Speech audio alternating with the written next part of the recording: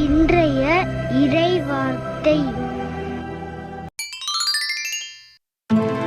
என் உயிரே ஆண்டவரை போற்றிடு, என் முழு உள்ளமே அவரது திருப்பெயரை ஏத்திடு.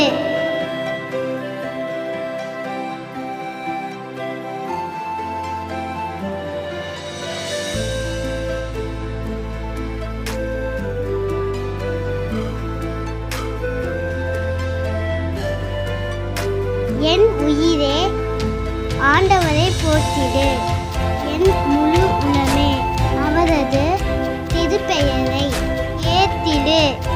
திருப்பாடல்கள் புத்தகம் அதிகாரம் 103 இறைத்திரு வசனம்.